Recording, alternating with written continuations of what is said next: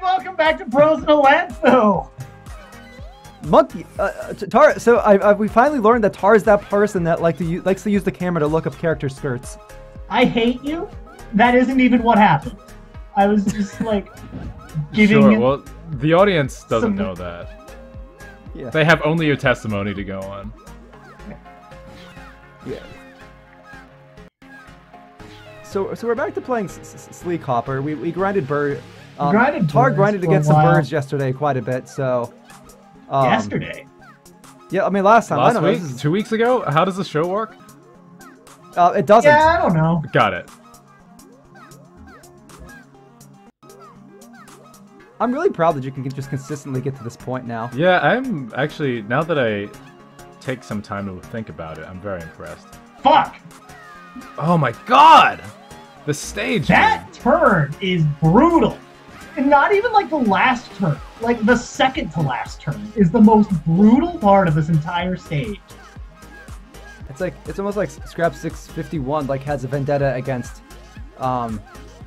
easy stages. Like he wants you to suffer just like he had to suffer to make the stage.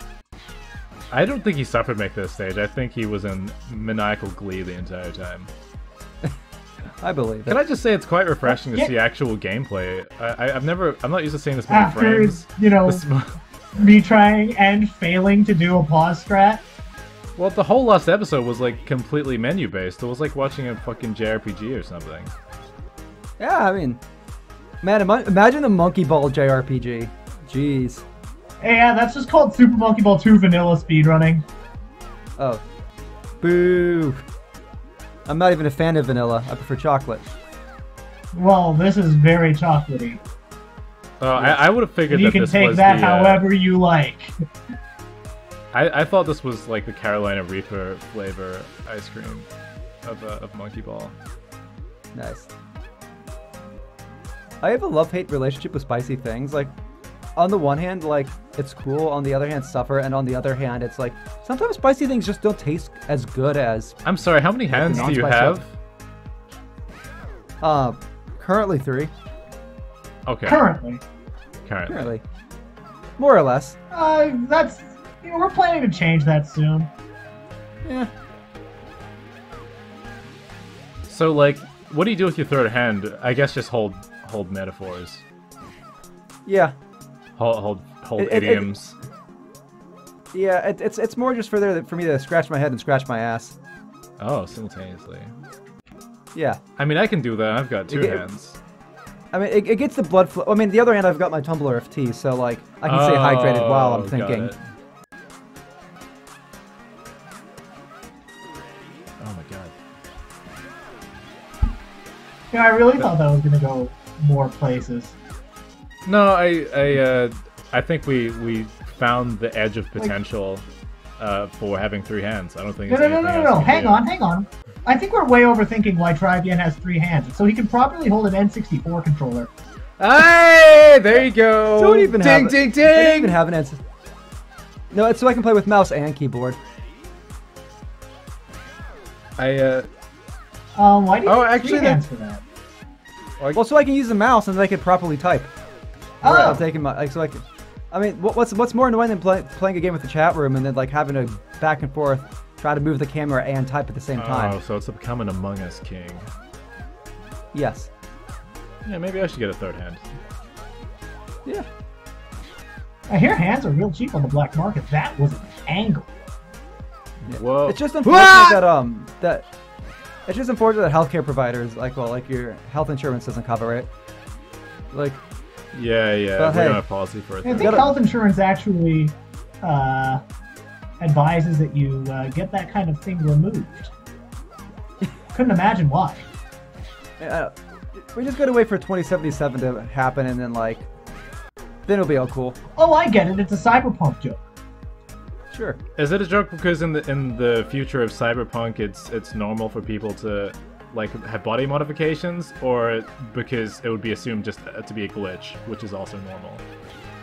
But well, what I was thinking was that since in Cyberpunk 2077 you can customize your genitals, why not just customize your genitals to be like an extra hand? It'd be a lot more useful. I didn't even think about that. Just make yourself. Wait, I don't actually like where I was about to take that. No, what got me was the comments about Cyberpunk 2077 that like having him like, I think like it was like a minimum dick size of like 5 inches, so like people with like small dicks aren't represented in the game. Man, imagine having to mod a game to make the character's dick as small as yours. That's, man. Hey, So, people out there, people out there, I was like, really hoping your to, body I've is already beaten this stage by now, but hey, it's okay. And you guys out there, it's okay if whatever size your body is, don't let Cyberpunk decide how beautiful you are. let us decide how beautiful you are. Yes, because Bros in Atlanta are the only people with objective opinions in the world. Yeah, that's what we're known for in the Monkey Ball Let's Play community. For having the right opinion on your junk. And not just the right opinion, the only opinion. The only Only effective one. opinion. And our opinion is that you're great and you're beautiful. Except you, Steve. Fuck you. Well, yeah, obviously. Yeah. Fucking hate that guy. He's clearly not a Joe. Yeah, I like Joe's. Boy, I just can't get the double backs now, and I don't know why, because like those were consistent. You think you think you just Maybe it's because grinded I a bit- wasn't grinding this stage earlier today. Maybe. I was grinding exams 651. Well, since you're grinding exam 651, do you want to hop over to that one, see if? No, because I haven't beaten it yet. Okay. I mean, well, maybe I could, but like, I don't know why I'm beat caught this up on one this. first. I wanna. It's like, this is the one that we should beat next. I want to make sure it like actually gets beat. Yeah, Because, like, I feel that. I have beaten it in practice mode. We can do it. You can do And it, this man. stage, This this is stage in- is done. In your memory, you can do this. Yes, I think you need to recenter yourself, Tar. I think you're struggling with the fact that you're frustrated because you've already beaten it and you feel like you should have already beaten it already. You gotta let the frustration wash. Just find your zen, find your monkey zone. Why am I still caught up on this? But I honestly feel like a bit annoyed that small dicks aren't represented in Cyberpunk. This is never a kind of representation I've thought about before. Nice recovery, by the way. But like, Thank you. if you're gonna have Because I found my customizable zen. junk, Now I have what's going not on? a lot of time for the wire though. that's okay. Just it doesn't matter if you don't beat it this time. It's about getting that feeling back, you know? Yeah, this is an investment in your future run. Yeah, that timer got to me. I don't think I was gonna make it anyway. Yeah, I don't. Just know if focus it was on physically focus on your possible. zen.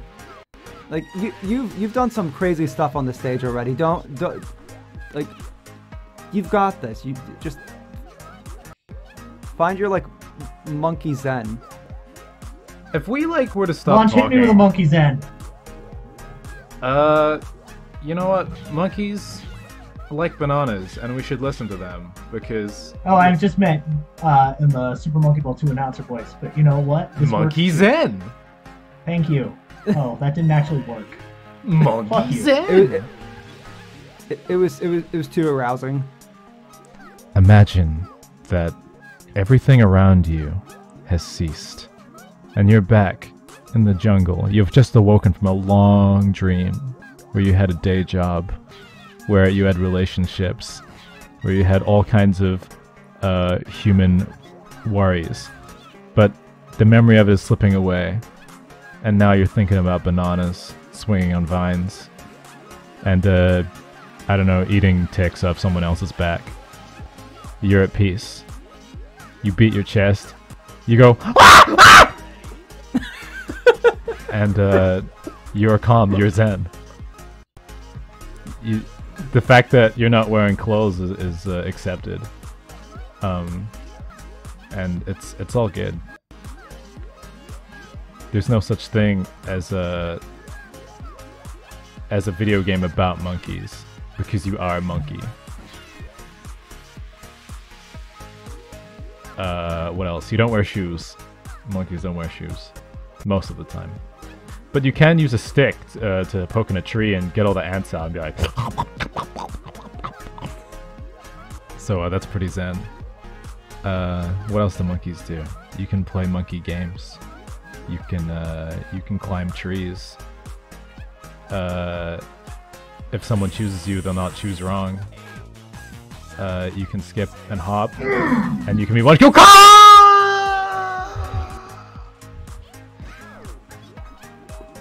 Trybien, take over. So I was just thinking, because like you're saying, like maybe it'd help Tar if we weren't talking, but generally speaking, Tar's like really dominated stages when you and I were completely talking bullshit and he was just focusing, tuning us out. Okay. What would you like to talk about, Trybien? You have any topic in the entire world? Oh fuck, well, we recorded a Danganronpa episode yesterday, so I've been having Danganronpa on the brain, but like that's not coming out till like, I think yeah, it's gonna be the Friday after this episode airs. So I can't really talk too much about that other than the fact that like somehow we went like an hour and a half talking about Danganronpa without even getting into touching on like the whole like hope and despair thing. I feel like which I think is the hope and despair thing is kind of goofy, to be honest. Yeah. It's not like it's never been a part of that series that super resonated with me. Yeah. But I mean, I kind of get it. I've always taken it as more of just like a satirical, because death games in general like are really just about hope and like you can't have a death game without like the concepts of hope and despair being there. I just feel like them being brought up in Danganronpa is just Kodaka being cheeky as fuck. I guess like as a I don't know, I never really super bought into them as like the epic thematic backbone of the like the game seems convinced that it is the backbone of the series, but I'm like, I don't know. I kind of don't care. I think that's why I didn't talk about it. I don't like. I think it's the hope and despair thing is just a big joke in the series. Like they say it's the big thematic background, but like as we've talked on the cast, and I don't want to spoil the conversation. Like hope and despair is like the furthest thing from the actual like themes of the games. Like I think given that Danganronpa 1 really like in some ways it's just a satire and commentary on death games in general, I feel like Kodaka just threw that hope and despair thing in.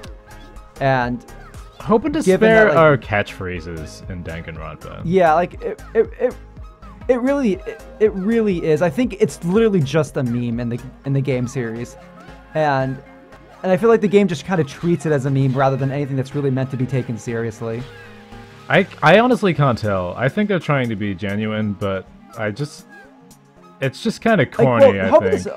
Well, Hope and Despair is always more of a vehicle for whatever the theme actually is. So, like, Hope and Despair, well, all that Hope and Despair ever means in either of the games is just whatever the theme is. And that's even true, like, with the anime, like, because the Danganronpa 3 anime, like, part of the conflict later on is like these clashing versions of hope, like these different, like, what hope means to different people and like how they clash against each other. I mean, I like the theme of clashing hopes. I think that's what is oh my god, I think that is what is compelling about competition in any form. Yeah. And it's why I like watching the what do you call it, what do you call the UFC? Ultimate Funky Challenge. Yeah, the Ultimate Funky Challenge, yeah. The Ultimate Funky Challenge. That's why I like the Ultimate Funky Challenge, because, like, these people are, like, it's like a microcosm of nature, where, like, two fucking animals, like, need to survive, but they have to sacrifice the other one, and both of them want to live equally as badly. And there's a weird beauty in, like, in that conflict.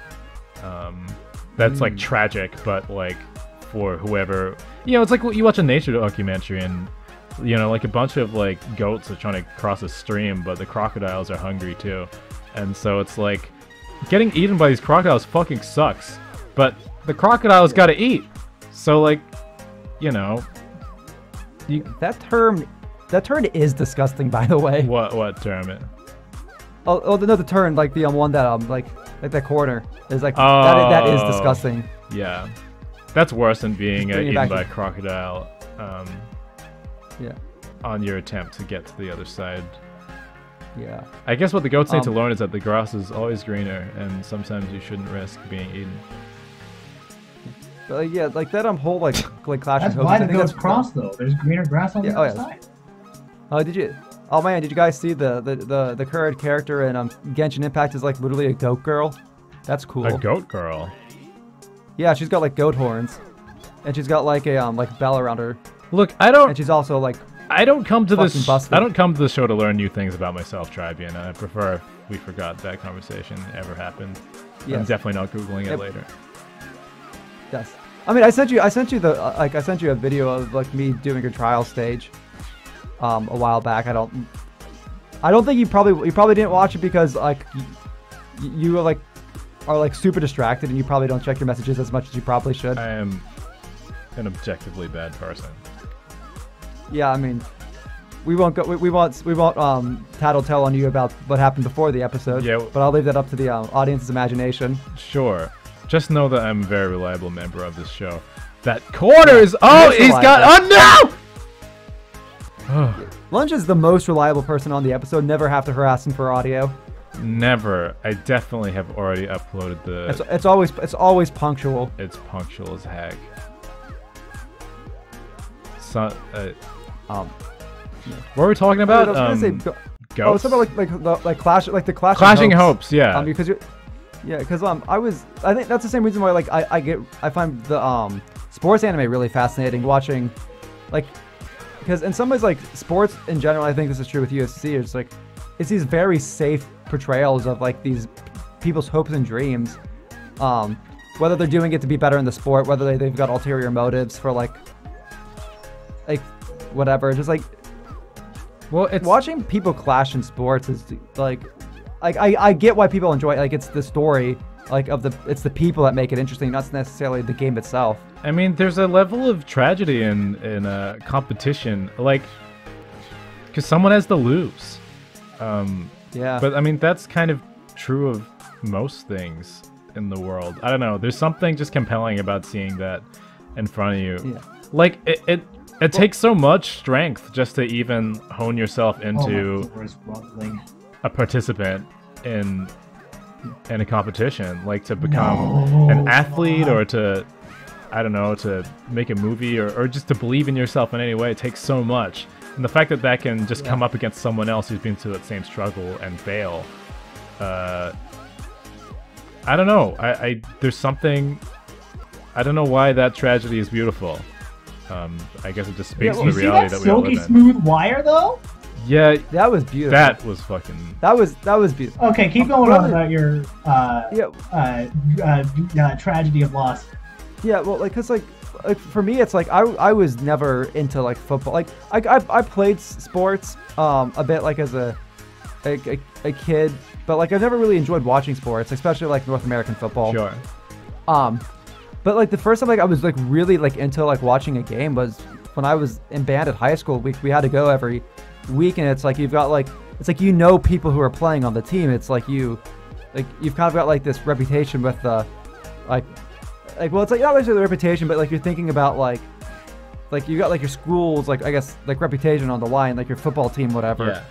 Yeah. And like well, like I wasn't particularly caring about the ins and outs of the game. It was like you like with that there was a level of investment there that I never thought I'd experience in a football game. Yeah, Like, if beforehand. you're emotionally invested, then like you see what every moment of the game means to the people within it, and yeah, no, competition is a story. And Can I just say that Scrap 651 is real bastard for making that wire off kilter? yeah, we can. I mean, it's funny because we rely on Scraps for Content. to exist. You know, he created this world for us, and how grateful are we? We Well, we curse were his really name. grateful at the start. Remember Right. about 8 or so when you said that this no, it was World 4 when you said this level design was less mean-spirited than in Guided. Right. Yeah, that's right. He deteriorated this trust on his own. Yeah. Like, Guided was a bastard because it was just long and exhausting each stage, but... We've had this discussion many, many times. Yeah, but I think the real bullshit is that off-kiltered wire. Like, that's like... I don't think there's like anything like more evil in this game. You know what's really fucking with me? I have conquered the wire. It has happened. And that's what gets me. Like, again, but that's why it's. I should be. That's why it's. That's why it's so evil. It's because you like you expect to have, you expect some level of consistency with that because you've beaten it, but like it's just not. Right. You can't blame Scrap for that though. Like Scrap can't control whether or not I have or have not already beaten a stage. True. That's true. It's just like I think there's a bit of extra mental pressure because, like, from the perspective of our show, we've been stuck here since last year. We I can't even imagine moving beyond this couple of levels and backgrounds because like it's become all I know. And so how can we possibly break that limit? It will happen. It will. I will make this happen. Yep. We do need to be wrapping this episode up. I hate that. Yeah, I know. Taru was going into like this like confident that he's going to beat 2 or 3 stages, but there's a difference when you're recording and when you're like when you have that confidence, that expectation. Like there's a certain level of frustration like when you're performing for a crowd where if you're just grinding and you're trying to perfect the craft. You know? Yeah, it's much easier to grind when there isn't an audience. Yeah. Well, even when I'm grinding, most of the time I have, most of the time my grinding is even for an audience. There's just like not the camera rolling. Well, this is the thing about hope and despair, you know? This is the theme of the episode. Yes. This is all. There's a beauty in this failure. Is there? There is because we've all been here in one way or another. Not on Sleek Hopper HD 10.1, but in some other part of our lives. We've been going up this off-kilter wire and slipping off into an endless ocean, and then gone back up and failed again. Yep. But like I think this is just that was something like this is that turn. I think was buttery smooth. High level. And then that one wasn't. But you know what? We're still well. The first one was buttery smooth. The second one was not at all melted butter that you've just pulled out of the fridge. Yeah, that one was fine. You know what? Yeah, I'm just glad you can consistently get to the wire, like when you're in your zen, you know. Well, you're not gonna care about that. I'm kind of nice. I'm kind of nice. I'm kind of nice. Yeah! Oh, this is like landfill. Oh, we just been frozen in a landfill. Fuck this stage.